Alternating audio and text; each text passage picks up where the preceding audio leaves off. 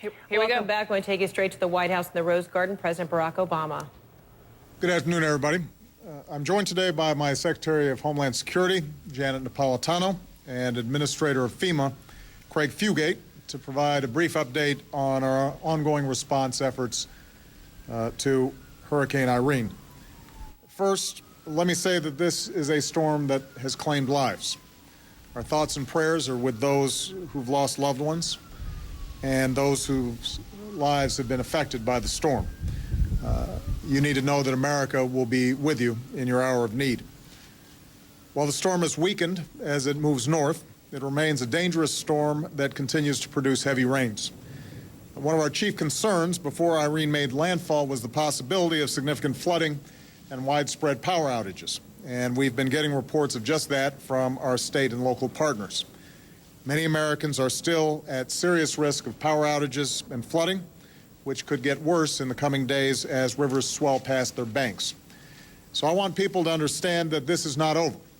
Response and recovery efforts will be an ongoing operation, and I urge Americans in affected areas to continue to listen for the guidance and direction of their state and local officials.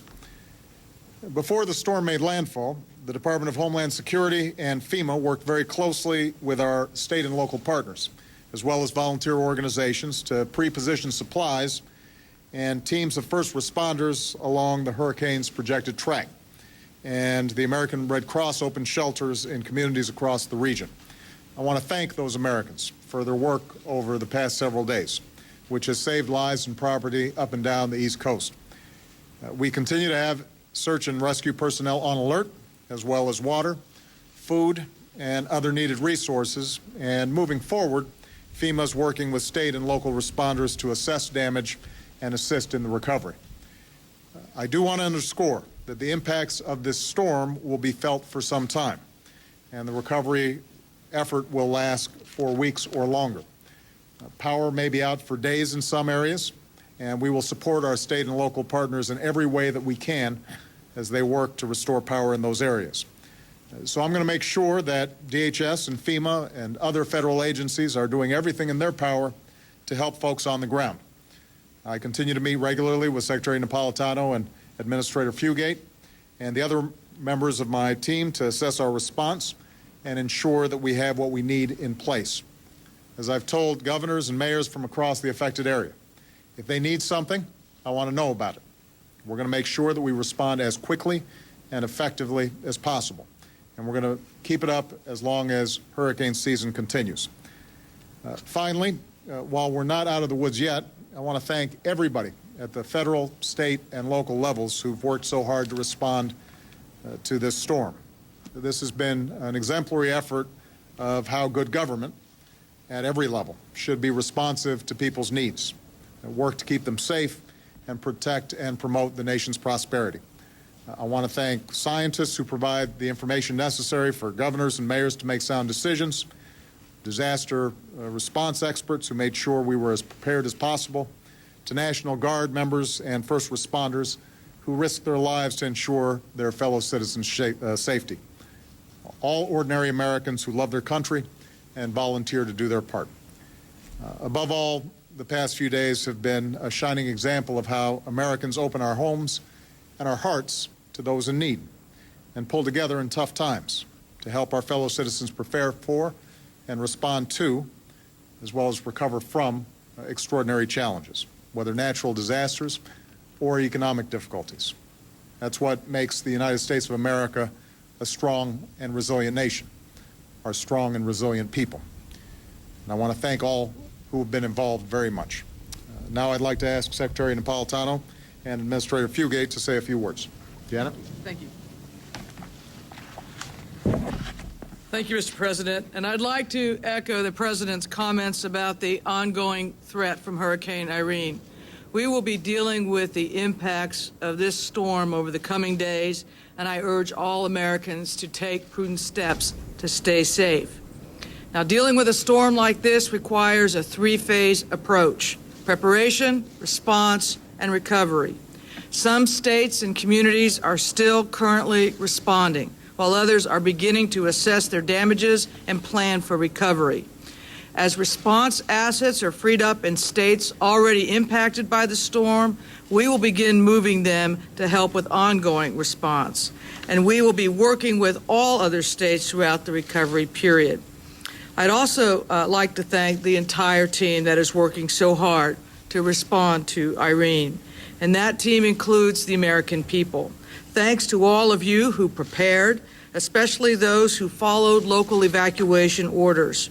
Your actions help protect not only your families and minimize loss of life, but also freed up local first responders to help those who needed help the most.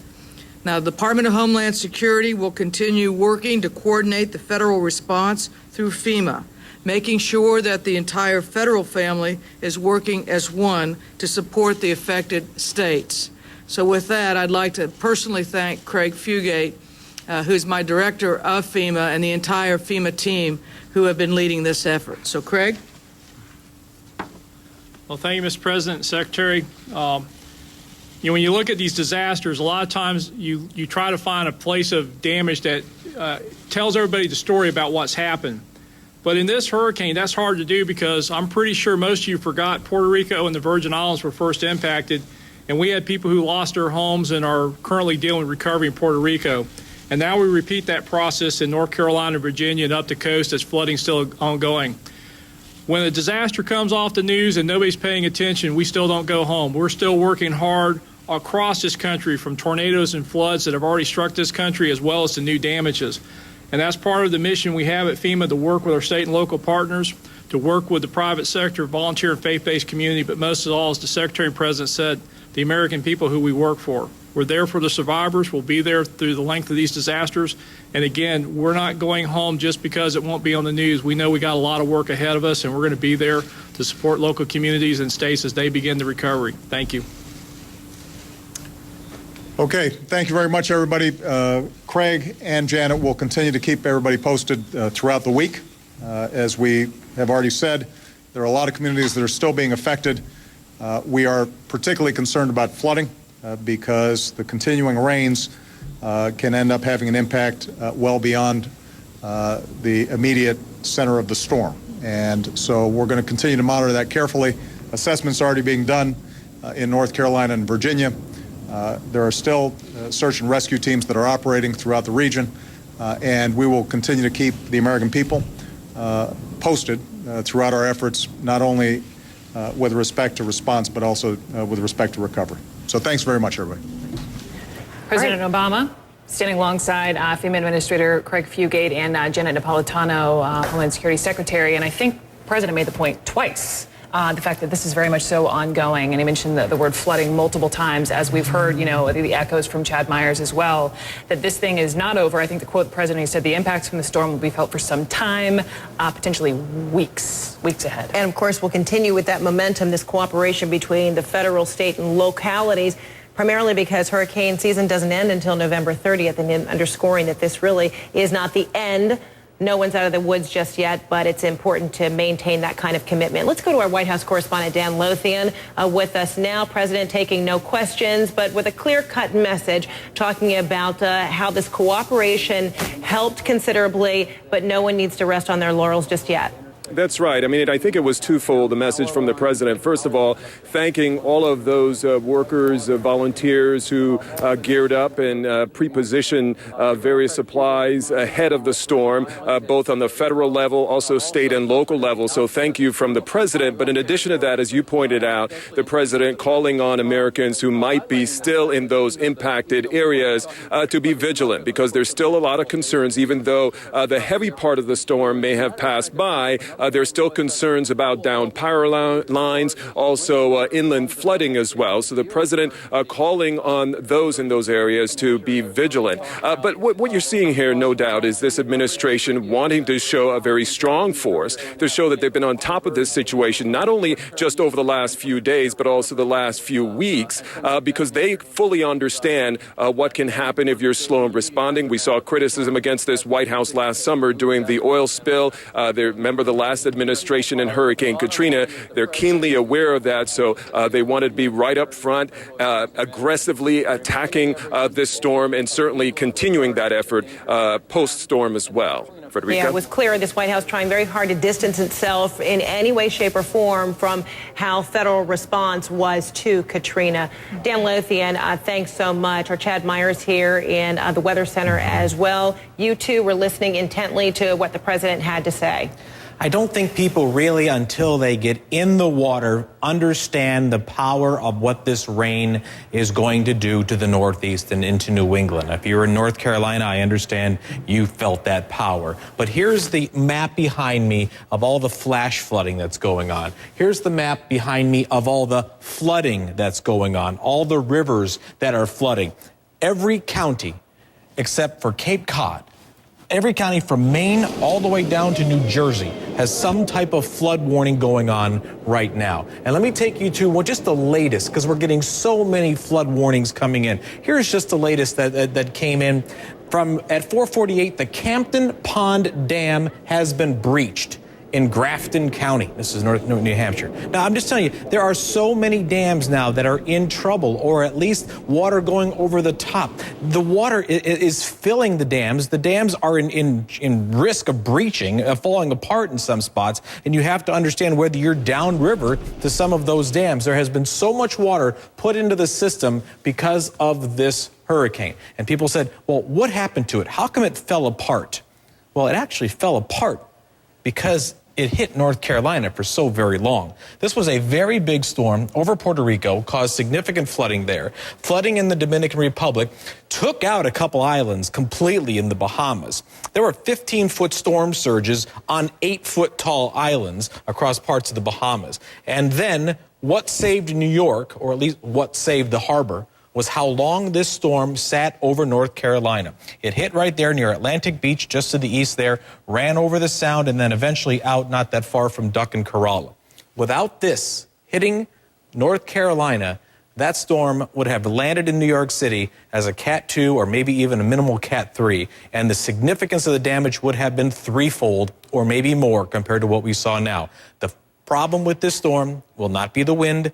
It will be remembered as a flood maker, and the flooding is still going on.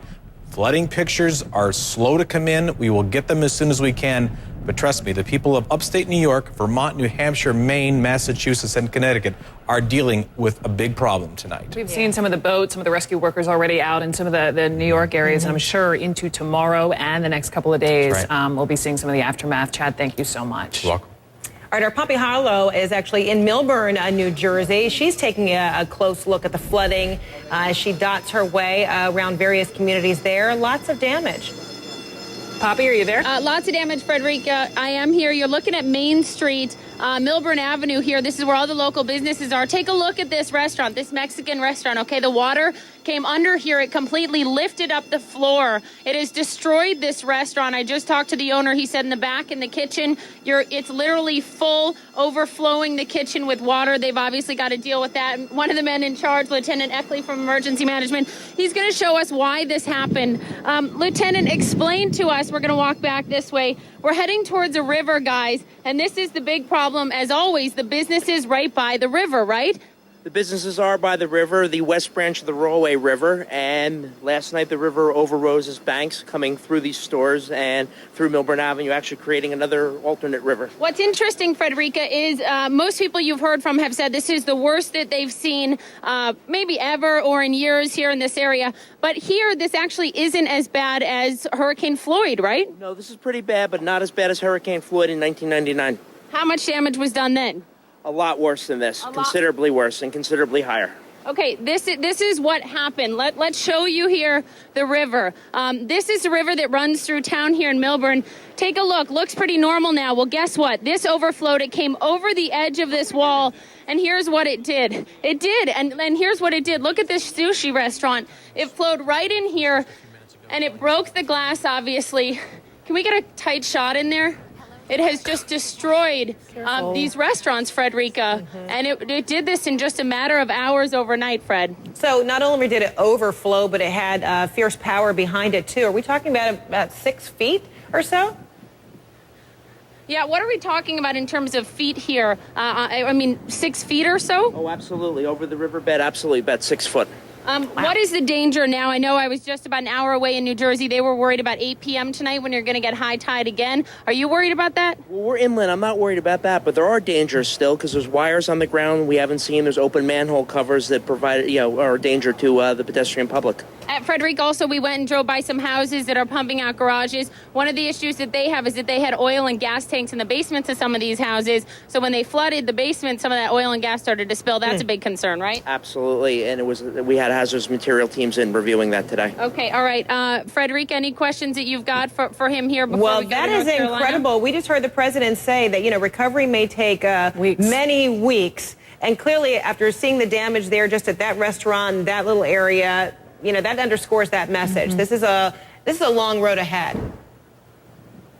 Yeah, this is a long road ahead for you guys, right? I mean, these are every single one of the Main Street businesses I've seen is impacted in some way. Absolutely. It's a long road for recovery. We'll work with our business community to ensure their prosperity in the future. All right, we're going to be live from here all night checking out the situation. I'm going to toss it now to my colleague David Mattingly in Kill Devil Hills, North Carolina. David, what are you seeing? Well, what we're seeing is still a lot of cleaning up to do after this hurricane went through the Outer Banks.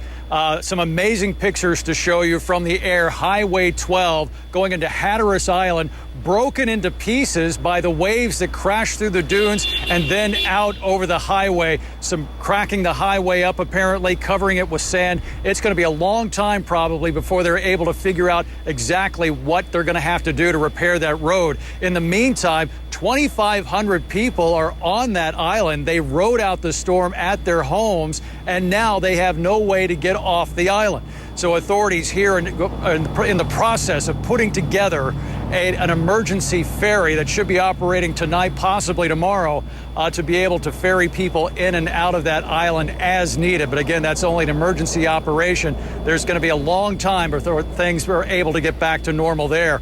Elsewhere around the Outer Banks, we're looking at people cleaning up after some flash flooding, some tidal flooding in the Sound. This was from a reverse storm surge. This water didn't come from waves off of the ocean. This was water that was pushed by wind by the hurricane up the Sound on the west side of these barrier islands, flooding communities around there. Officials are saying this was epic flooding, historic flooding, this water reaching roads and houses in places where it never did before. So now you have a lot of people trying to clean up after this very brief but devastating flooding event. You had several feet of water in a lot of homes around in the area. That came in about a few hours' time, and just a few hours later, that water had retreated. But now there's going to be a long time before people are able to clean up all that mess. Right now, authorities here are asking residents and people who evacuated to please don't come back just yet, because we want to make sure all the roads are cleared and everything is safe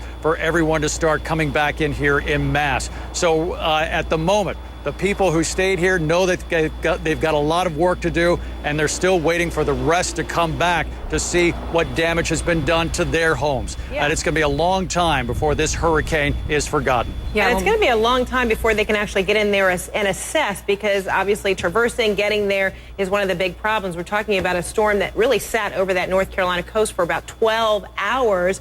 So it will be some time before a lot of people can see whether it was their house that washed away with that new inlet that was created. Yeah, 2,500 people. Right, that flooding was actually, yeah. Go ahead, David. I'm sorry, Frederica, that flooding was actually a very late event in that long period of storm that we had here. That was when the storm was pulling out, the wind shifted, and that's when it pushed all that water up into the Sound. You were talking about how this was a 24-hour event. That we were actually getting rainfall here steadily for over 30 hours, and almost that much time for tropical storm force winds. So this was very much an endurance contest for everyone who stayed behind in every single structure that was built on these islands. All right, David Mattingly, thanks so much from Hatteras Island. Appreciate that. 24-hour event. The images are now beginning to come in. We saw the image of Highway 12, as he mentioned, going to Hatteras Island. There's 2,500 people just stuck. Hopefully they'll be able to get some supplies, emergency ferry out to them. But we have more images from the skies, some aerial images in North Carolina flyover. We'll share that with you when our special coverage, Tropical Storm Irene, comes back.